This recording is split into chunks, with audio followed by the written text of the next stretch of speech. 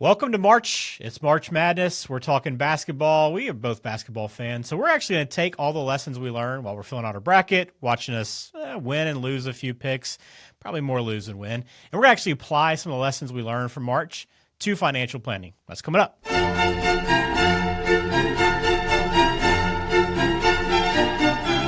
Welcome in. Glad to have you on the show. Ben George alongside John Stillman. I know, John, you're based in Durham technically, but you're obviously a Carolina guy, Carolina graduate. So March is always a special time of the year, isn't it?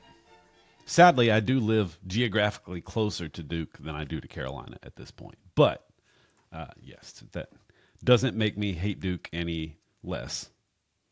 Has Amos started filling out brackets yet? I'm sure he has, right? I think this is going to be the year. I think this is the year I introduce it to him because we just had the tournament for his 7- and 8-year-old rec ball league and lost in the semifinals by 1 point. Heartbreaker. He got over it pretty quickly. I'm still processing. But we had a bracket for that tournament, and so he enjoyed filling that out, even though it was just a few teams. And so I think this will be the year. I don't know if I'll have him pick a bracket necessarily, but I think he will at least enjoy filling it out as we go through the tournament. You got to throw him in the company pool too, right? Just in case. Yeah. Get him a gift card winner. That's a good idea. Maybe I'll let him do the company. He'll follow along, have some fun with it. Yeah. But it is a great time of the year, and I know it's one that we both enjoy. So this is a fun topic because we can apply some of the things we learned, talk about some of the things that are unique to March in the NCAA tournament and filling out your brackets and actually take that and apply it to what John does every day at Rosewood Wealth Management. Again, if you have questions for John, easy to get in touch. You can call 800-545-2991 or just log on meetwithjohn.com. You can schedule a meeting directly through there, meetwithjohn.com. All right, so we're kind of going to break this down into some different sections. I want to start with predicting outcomes. So I know, John, we kind of all have pretty confident selections on that first Sunday night, Monday, when you fill out your bracket. You're feeling pretty good about the way you see the tournament going. But not everything goes as you map it out, right? I mean, that's pretty clear that I don't think we ever have a perfect bracket. I don't know that we ever will have a perfect bracket. So you have to be ready for things that you just don't anticipate. Yeah. So full disclosure, I haven't actually filled out a bracket for competitive purposes in more than a decade. Wow, that's surprising. For a couple of reasons that I'll unpack for you here. And the first reason is exactly what you're referencing. So I'm going to take you back to, I don't know, this was probably 20 years ago. And it was one of those deals. I was in college at the time, and I was dead set that I was going to win some kind of money in some kind of league with my bracket picks that year. And so what I did was I signed up for all these different usernames on ESPN, and you can do like 5 brackets per username. So I had like 4 different usernames, 5 brackets each, all these different combinations and permutations of how the tournament was going to pan out. But for some reason, I was convinced that Kansas was going to the Final Four out of their bracket. It just seemed so obvious to me that no other team could advance out of that bracket other than Kansas. They were the 3 seed, but they had like a weak 1 and 2 seed that didn't seem deserving to me. I was convinced. Nobody but Kansas. So for some stupid reason, in all 20 of those brackets that I filled out, I had different combinations in the Final Four from every other bracket. But from Kansas's region, I picked Kansas every single time in all 20 of those tries. Well, Kansas, as luck would have it, lost to Bucknell in the first round. You probably remember that. Yep. Like I said, probably about 20 years ago. Dated reference. But that was the first time I said, you know what? Filling out a bracket isn't so much fun, because normally this would be fun to enjoy the chaos. But when my picks are riding on a better team being successful, you can't enjoy the upset as much. And so, it's the same way with your retirement planning. You have to be prepared for outcomes that you just don't expect, whether it's, a health issue that causes you to have to quit your job earlier than you planned, or maybe you are forced out of your job, laid off, fired, whatever. There are things that are going to happen. I've got several clients right now that are experiencing health challenges. Some of them are still working. Some of them are retired, but they're dealing with this stuff that they just didn't expect. And we have to be able to adjust to the curveballs that life throws at us. So it's the same thing with the tournament and financial planning. Be prepared for things you didn't expect. Well, the upsets, you could have used your story as an example for the second one here, because upsets is a big theme of the tournament. It's what makes March so special. unless it's your team or the pick that you have in the bracket, obviously. But otherwise, it's great to pull for the upset, see teams lose. We've actually seen 2 16 seeds win now, which is pretty wild to think about. But to your example in that story, it's all about which side you're pulling for, right? Because upsets can be great unless you're on your side where it ruins your entire bracket and you're not so excited. So what's the lesson we learned from upsets? Well, so I didn't have to use the Kansas story in this example because I have another story for this particular example. So it was around the same time. We had 4-seed Syracuse playing 13-seed Vermont. And I really wanted Vermont to win the game. They'd been pretty good all year. They were a fun little team, fun little mid-major team. Thought it'd be fun if they win the game. But I'd picked Kansas in my bracket. Well, second half, Vermont's leading. And I'm like, oh, this would be so fun. Like, I would really enjoy watching the Catamounts, I think they are. I would really enjoy seeing Vermont win this game, which they did. The 13 seed upset the 4 seed. But I couldn't enjoy it because I had picked the 4. And so I just couldn't enjoy the upset like I wanted to because it made me have another wrong pick in my bracket. And that was actually the crowning blow. That's when I decided, you know what? I'm not doing a bracket anymore because it takes the fun out of the tournament for me if I have to root against things that I would otherwise enjoy. So I'm just not doing it anymore. I want to enjoy the chaos without being right or wrong being attached to it. And, same thing like what you're saying, an upset is good or bad depending on who you are. If you're the 4 seed losing to the 13 seed, yeah, that's bad. But if you're the 13 seed, it's one of the most memorable moments of your life, and you'll tell your grandkids about it. And so, same thing in the investing world. Is the market going down always bad? Well, for most people, yeah, but what if you're somebody who had shorted the market? What if you were buying inverse funds that do better when the market goes down? Or you had some hedging strategies in place where the market going down actually helps you. Interest rates going up or down. Well, if they go up, that's a bad thing if you need a mortgage soon. Or if you have a lot of bond funds, the interest rates going up are going to hurt the value of your bonds. On the other hand, if you keep a lot of money in the bank, now interest rates going up help you because now you're making more money on the money that you have saved. So you can't say that an upset is good or bad in general in the tournament because it depends on who you are. Well, same thing in the financial world.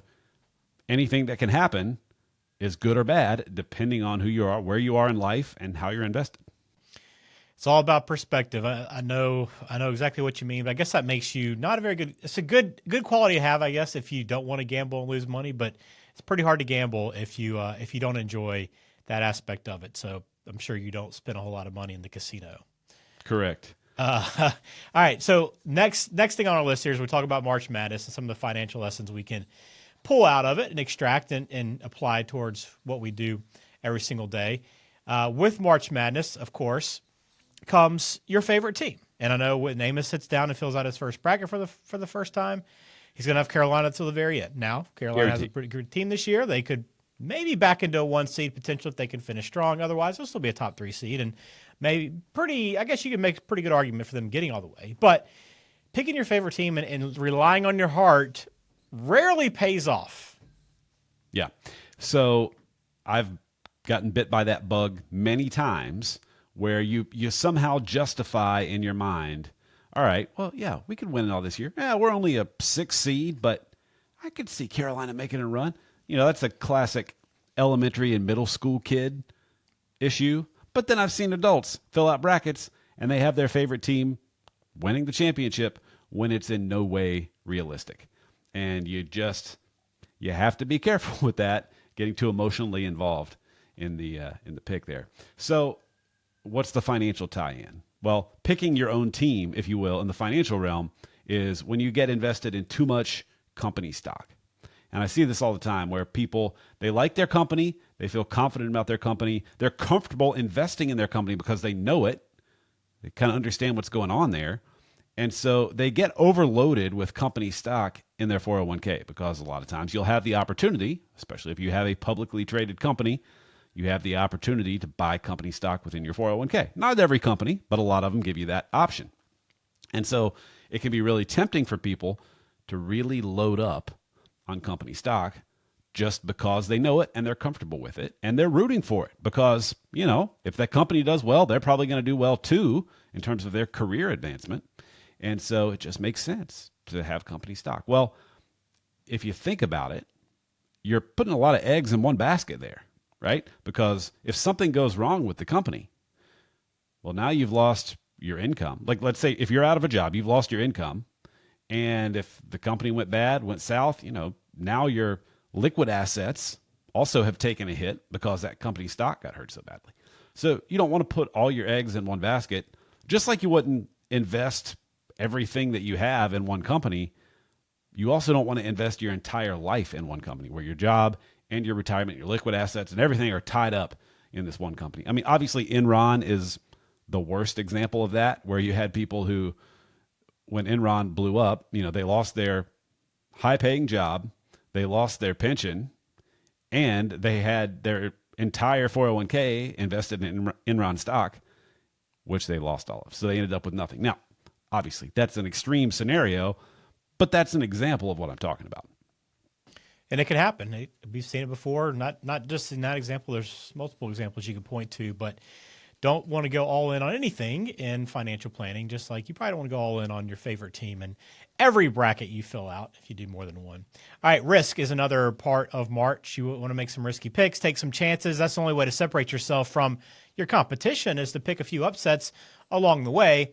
But you have to adjust that risk, right? Especially when you're talking about financial planning. There's plenty of, lessons we can apply risk towards what you do with your money. Yeah, so you're filling out your bracket. You can't have a 16 seed win and a couple of 15 seeds win. Like, that's not going to happen. Maybe one of those things will happen. Occasionally you'll get a 15 seed beating a 2. That'll happen, every few years. Mm-hmm. We've had twice in history a 16 seed has beat a 1 seed. But it just doesn't happen much. So you can't go crazy with those upset picks. If you have too many of them, your bracket's going to be a mess.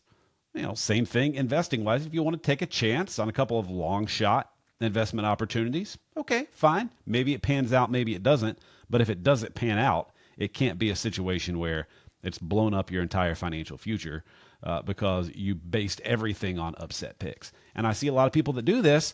They're so obsessed with maximum growth on their money that they'll put all of their money into really risky things and think, well, if only one or two of them take off, I'll be in good shape. A lot of times, the way those percentages work out, you're not going to get one or two. If you picked 5 or 6 long shots, there's a good chance that none of them pan out. So you want to have some more sure bets mixed in there too. One of the common themes we've kind of discussed throughout here is, picking from the heart, right? And emotion can get a hold of us, which is what I want to talk about a little bit now, is avoiding those emotional decisions. Now, we've applied it towards picking our favorites, but you can also flip that around and pick against your rival, per se, in your brackets. But either way, making emotional decisions in any regards rarely is a winning combination. Yeah, I would love to see Duke lose in the first round of every tournament, but the reality is, I'm not going to pick that in a bracket because it's not a realistic pick most of the time. They're usually going to be a pretty high seed, and they're usually going to win that first game or two at least. So, yeah, you can't let emotion get in the way. Same thing again with your investments. Just like what I was talking about with company stock, that can be an emotional thing. You don't want too much of how you feel to affect how you invest. Well, we can kind of tie this all together, John, by looking at everything we discussed, talking about the brackets we're going to be filling out here hopefully this month. But we know we have to be ready for the unpredictability of March. It's what makes it so beautiful.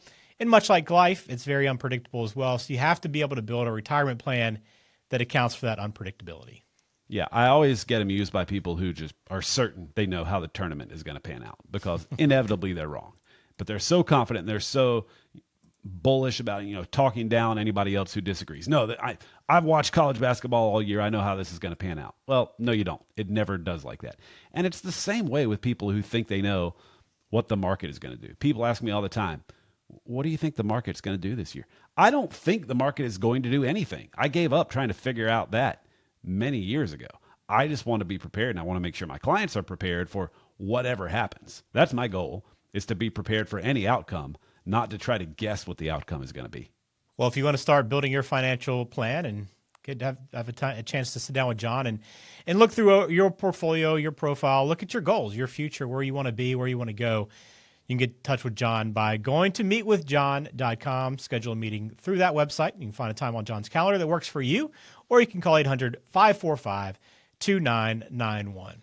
Well, I'm geared up. I'm excited. I'll be watching, and hopefully you'll be watching as well, John. I know you will be. I'm pulling for Amos. Maybe not in our company pool. I'd like to maybe sneak in there and pull something out. But otherwise, I hope he has a good time and maybe picks a winner or two.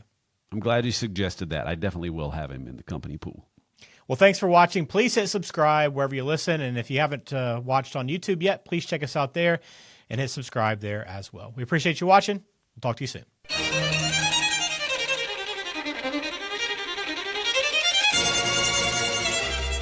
Carolina Wealth Stewards doing business as Rosewood Wealth Management is a registered investment advisor in the state of North Carolina. The material presented is intended to be general information and should not be construed by any consumer as the rendering of personalized investment advice.